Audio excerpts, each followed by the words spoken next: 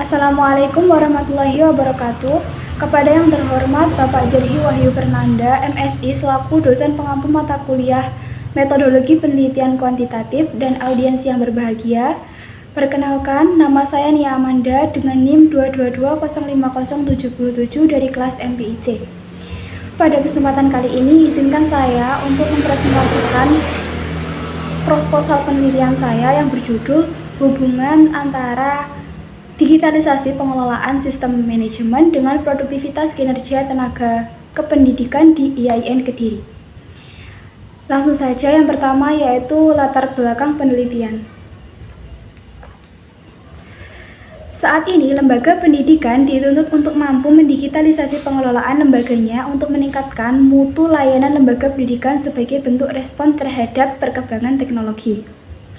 Digitalisasi ini dapat dimaknai sebagai proses mengubah informasi grafis yang tersedia dalam bentuk kertas menjadi bentuk digital. Pada dasarnya, digitalisasi ini memberikan peran yang luar biasa pada pengelolaan lembaga pendidikan, yaitu menyediakan sistem pengelolaan data dan informasi pendidikan yang terintegrasi sebagai sarana pengambilan keputusan. Salah satu bentuk digitalisasi terhadap pengelolaan lembaga pendidikan adalah penggunaan MIS atau Sistem Informasi Manajemen. Sistem Informasi Manajemen adalah suatu sistem yang memproses data organisasi dan informasi yang berguna untuk melaksanakan tugas-tugas dalam organisasi. Sistem Informasi Manajemen mendukung peningkatan monitoring, evaluasi, perencanaan, penganggaran, dan kerjasama lembaga pendidikan dengan lembaga lainnya dengan efektif dan efisien apabila penggunaannya dilakukan secara tepat. Sistem informasi manajemen akan berjalan maksimal apabila terdapat sumber daya manusia yang memadai dalam pengoperasiannya. Jika sumber daya manusia terampil dalam penggunaannya, banyak sekali pekerjaan yang dapat diselesaikan melalui sistem informasi manajemen. Berdasarkan latar belakang tersebut, maka penulis menegaskan bahwa penelitian mengenai digitalisasi manajemen dan produktivitas kinerja tenaga kependidikan penting untuk diteliti untuk mengetahui hubungan di antara keduanya. Maka dari itu peneliti fokus untuk melakukan penelitian dengan judul hubungan antara digitalisasi pengelolaan sistem manajemen dengan produktivitas kinerja tenaga kependidikan di IAIN Kediri. Alasan pemilihan lokasi di IAIN Kediri adalah IAIN Kediri telah menerapkan digitalisasi sistem manajemen dengan diberlakukannya beberapa aplikasi kemahasiswaan dan administratif seperti Siakat, e-learning, OPAK, dan Simata. Selanjutnya yaitu rumusan masalah. Rumusan masalah pada penelitian kali ini ada dua.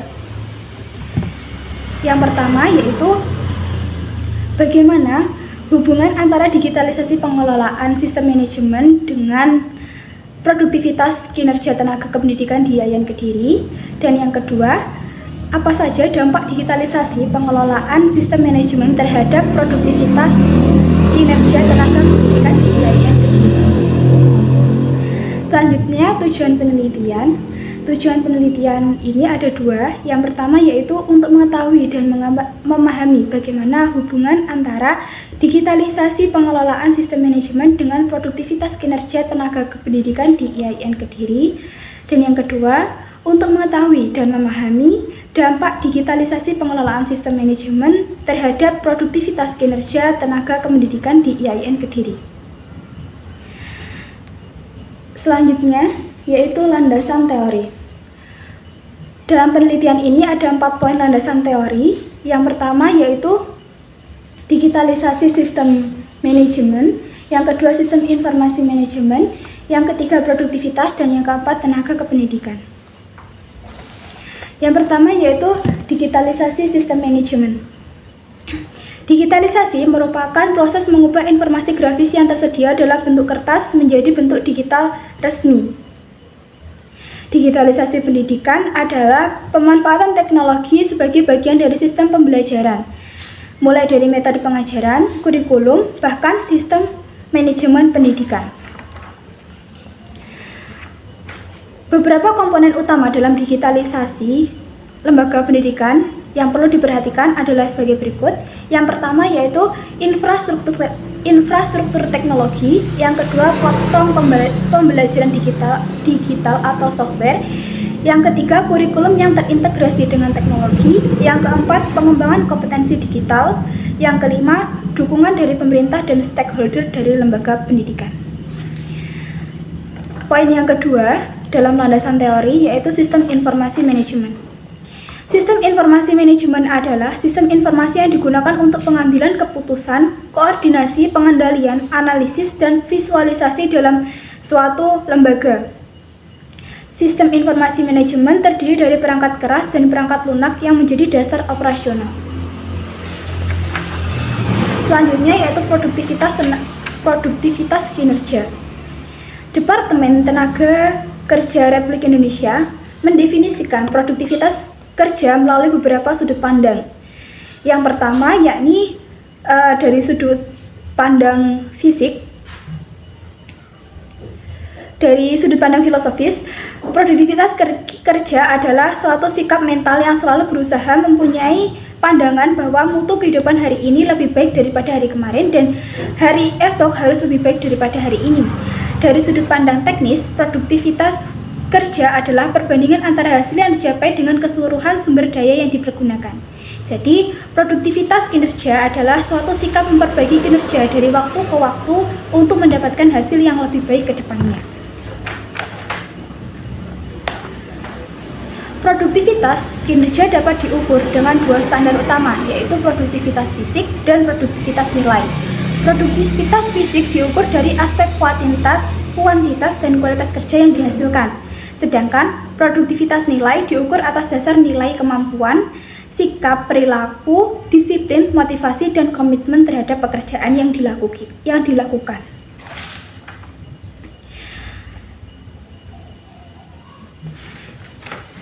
Selanjutnya yaitu tenaga kependidikan. Di dalam Undang-Undang Republik Indonesia Nomor 20 Tahun 2003 tentang Sistem Pendidikan Nasional Bab 1 Pasal 1 disebutkan bahwa tenaga kerja kependidikan adalah anggota masyarakat yang mengabdikan diri dan diangkat untuk menunjang penyelenggaraan pendidikan. Dalam konteks ini adalah anggota masyarakat dengan kriteria dan standar tertentu yang telah ditetapkan diangkat untuk menunjang penyelenggaraan proses pendidikan pada suatu lembaga pendidikan seperti pendidik, kepala sekolah, pengawas, laborator, pustakawan, peneliti, dan tenaga teknis administrasi penyelenggara pendidikan. Tugas pokok tenaga kependidikan sebagaimana dijelaskan dalam Undang-Undang Nomor 20 Tahun 2003 tentang Sistem Pendidikan Nasional Bab 11 Pasal 39 Ayat 1 disebutkan bahwa tugas pokok tenaga kependidikan adalah melaksanakan administrasi pengelolaan, pengembangan, pengawasan, dan pelayanan teknis untuk menunjang proses pendidikan pada satuan pendidikan. Selanjutnya yaitu variabel penelitian. Dalam penelitian ini terdapat dua variabel, yaitu variabel X dan variabel Y.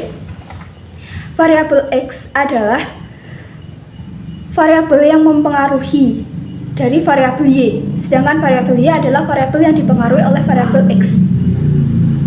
Dalam penelitian ini, yang bertindak sebagai variabel X adalah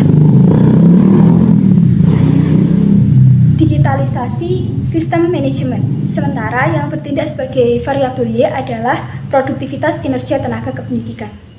Selanjutnya, yaitu hipotesis penelitian. Hipotesis adalah jawaban atau dugaan sementara yang harus diuji kebenarannya. Dalam penelitian ini menguji ada tidaknya korelasi pada kedua variabel. Maka dari itu, untuk menghindari paradigma peneliti bahwa penelitian ini harus memiliki hubungan, peneliti menggunakan uji hipotesis nol. Dalam penelitian ini ada dua hipotesis. H0, tidak terdapat hubungan digitalisasi pengelolaan sistem manajemen dengan produktivitas kinerja tenaga kependidikan di IAIN Kediri, dan H1 terdapat hubungan digitalisasi pengelolaan sistem manajemen dengan produktivitas kinerja tenaga kependidikan di IAIN Kediri. Selanjutnya memasuki metode penelitian. Yang pertama yaitu rancangan penelitian. Pendekatan yang digunakan dalam penelitian ini adalah pendekatan kuantitatif. Penelitian kuantitatif ialah penelitian dengan alat untuk olah data menggunakan statistik. Oleh karena itu, data yang diperoleh dan hasil yang didapatkan berupa angka, mulai dari pengumpulan data, penafsiran terhadap data tersebut, dan penampilan dari hasilnya. Penelitian ini menggunakan jenis penelitian kuantitatif non-eksperimental, yaitu suatu penelitian di mana peneliti sama sekali tidak memiliki kesempatan untuk memberikan perlakuan atau melakukan manipulasi terhadap variabel yang mungkin berperan dalam munculnya suatu gejala, karena gejalanya yang dapat diamati telah terjadi. Jenis metode penelitian non-eksperimental pada penelitian kali ini adalah menggunakan metode korelasional. Tujuan utamanya adalah untuk mendeskripsikan hubungan antara variabel yang ada dan menentukan hubungan antara variabel independen dan dependen. Selanjutnya yaitu populasi dan sampel. Populasi adalah wilayah generalisasi yang terdiri atas objek atau subjek yang mempunyai kualitas dan karakteristik tertentu yang telah ditetapkan oleh peneliti untuk dipelajari dan kemudian ditarik kesimpulannya. Pada penelitian ini, yang bertindak sebagai peneliti mengambil populasi dari tenaga kependidikan di IAIN Kediri yang berjumlah 560 dari 16 satuan unit kerja. Kemudian sampel. Sampel adalah bagian dari jumlah dan karakteristik yang dimiliki oleh populasi yang ada dalam penelitian. Pada penelitian ini menggunakan teknik sampling probability. Sampling probability adalah teknik pengambilan sampel yang memberikan peluang yang sama bagi setiap unsur populasi untuk dipilih menjadi anggota sampel. Untuk penentuan jumlah sampel minimum, menggunakan rumus Slovin dengan notasi ilmiah, N atau jumlah sampel sama dengan populasi dibagi 1 ditambah populasi dikali batas toleransi kesalahan kuadrat. Dengan perhitungan demikian, 560 dibagi 1 ditambah 560 dikali 5% kuadrat. Mengapa 5%? Karena pada penelitian ini menggunakan margin error sebesar 5%. Selanjutnya, jumlah minimum populasi yang diperoleh adalah 233,33 dan dibulatkan menjadi 233. Untuk proses randomisasi dari sampel ini menggunakan teknik simple random sampling, dan pengacakannya dilakukan dengan bantuan software Microsoft Excel dengan fungsi random. Selanjutnya yaitu teknik pengumpulan data. Pada penelitian ini ada 2 teknik pengumpulan data. Yang pertama yaitu kuesioner atau angket. Kuesioner merupakan teknik pengumpulan data yang dilakukan dengan cara memberikan seperangkat pernyataan tertulis kepada responden untuk dijawabnya. Penggunaan angket pada penelitian ini dimaksudkan untuk memperoleh hasil yang terukur karena peneliti membutuhkan data yang secara numerik akan menjawab bagaimana hubungan digitalisasi sistem manajemen dengan produktivitas kinerja tenaga kependidikan di IAIN Kediri. Yang kedua, studi dokumentasi. Dalam penelitian ini, peneliti mengumpulkan data dengan menggunakan dokumentasi yang berupa arsip lembaga, yaitu mengenai profil lembaga, jumlah tenaga kependidikan, jabatan struktural, dan data kehadiran tenaga kependidikan di lembaga pendidikan. Selanjutnya yaitu instrumen penelitian. Yang pertama yaitu skala penelitian dengan indikator seperti yang ditampilkan. Instrumen penelitian merupakan alat yang digunakan untuk mengumpulkan data penelitian. Instrumen utama dalam pengumpulan data pada penelitian ini adalah memberikan pertanyaan terstruktur dengan kuesioner atau angket yang disebar kepada responden. Kuesioner disusun berdasarkan variabel penelitian yang diuraikan dalam indikator yang kemudian dikembangkan menjadi beberapa pertanyaan. Pada penelitian ini, variabel X diuraikan dalam 4 dimensi. Yang pertama yaitu hardware, software, database, dan prosedur dengan beberapa indikator dari masing-masing dimensi. Sementara variabel Y diuraikan juga dalam 4 dimensi. Yang pertama yaitu kinerja kualitas, yang kedua kinerja kuantitas, yang ketiga kinerja waktu, dan yang keempat kerjasama. Dari masing-masing dimensi tersebut juga diuraikan dalam indikator-indikator seperti yang ditampilkan. Selanjutnya, skala. Pernyataan kuesioner dalam penelitian ini menggunakan Scaled Response Question. Penelitian ini menggunakan kuesioner tertutup dengan skala Likert, yang mana dalam skala Likert terdapat 5 alternatif jawaban. Yang pertama yaitu sangat setuju, yang kedua setuju, yang ketiga ragu-ragu, yang keempat tidak setuju, dan yang kelima sangat tidak setuju. Dalam skala Likert juga terdapat bobot skor positif dan bobot skor negatif, bobot skor positif atau favorable dan bobot skor negatif non favorable. Selanjutnya dokumentasi.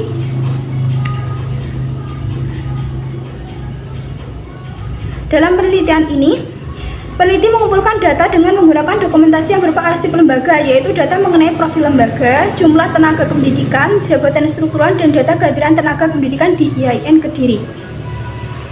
Selanjutnya yaitu teknik analisis data. Terdapat 3 teknik analisis data. Yang pertama yaitu analisis deskriptif.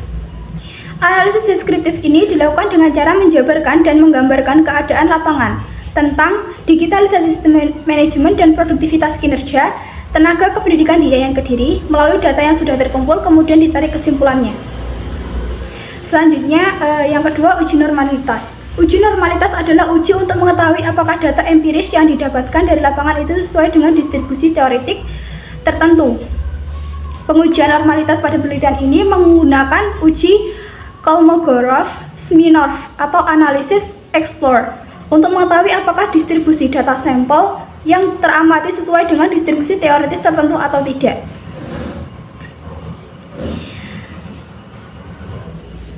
Berikut kriteria pengambilan keputusan dalam uji normalitas dengan uji Kolmogorov-Smirnov. Yang pertama yaitu jika nilai signifikansi probability kurang dari 0,05 distribusi data dikatakan tidak normal. Yang kedua, jika nilai signifikansi probability lebih besar daripada 0,05, maka dikatakan distribusi data adalah normal. Yang ketiga, uji linearitas. Uji linearitas merupakan suatu prosedur yang digunakan untuk mengetahui status linear tidaknya suatu distribusi data penelitian. Dasar pengambilan keputusan uji linearitas yang pertama yaitu berdasarkan nilai signifikansi. Jika nilai signifikansi lebih besar daripada 0,05, maka terdapat hubungan linear antara variabel X dengan variabel Y. Jika nilai signifikansi kurang dari 0,05, maka tidak terdapat hubungan linear antara variabel X dengan variabel Y. Selanjutnya, teknik keabsahan data. Teknik keabsahan data yang pertama yaitu uji validitas. Pada penelitian ini, pengujian validitas menggunakan teknik uji korelasi produk moment person atau R-hitung. Jika R-hitung lebih besar daripada R-tabel, maka valid. Sebaliknya, jika tidak valid, maka ada 2 pilihan yang bisa dilakukan, yaitu mengulang angket dengan dibagikan kepada responden lain, dan soal yang tidak valid di-drop serta tidak diikutkan ke dalam uji selanjutnya. Uji validitas ini dilakukan oleh setiap butir soalnya. Yang kedua yaitu uji reliabilitas. Penelitian ini menggunakan uji reliabilitas dengan teknik Cronbench-Alpha, yaitu rumus yang digunakan untuk mengukur konsistensi internal atau keandalan instrumen pengukur atau kuesioner. Karena uji reliabilitas merupakan kelanjutan dari uji validitas, maka item yang masuk pengujian hanyalah item yang valid saja. Jika nilai alpha lebih besar daripada 0,60, maka instrumen dikatakan reliable, dan sebaliknya. Selanjutnya yang ketiga, uji hipotesis. Untuk menguji signifikansi koefisien korelasi, yaitu hubungan yang ditemukan berlaku untuk keseluruhan populasi, maka diperlukan uji signifikansi dengan uji signifikansi korelasi uji T dan uji F. Sebagai berikut, yang pertama yaitu uji T dilakukan untuk menguji signifikansi koefisiensi korelasi variabel bebas dengan variabel terikat. Kemudian mengacu pada ketentuan sebagai berikut. Yang pertama yaitu jika T hitung lebih kecil daripada T table, maka H0 atau hipotesis 0 diterima dan H1 ditolak, artinya tidak signifikan. Yang ketentuan yang kedua, jika T hitung lebih besar daripada T table, maka H0 ditolak dan H1 diterima dan artinya signifikan. Demikian presentasi dari saya. Mohon maaf apabila terdapat kesalahan. Semoga bermanfaat untuk kita semua. Sekian. Terima kasih atas perhatiannya. Wassalamualaikum warahmatullahi wabarakatuh.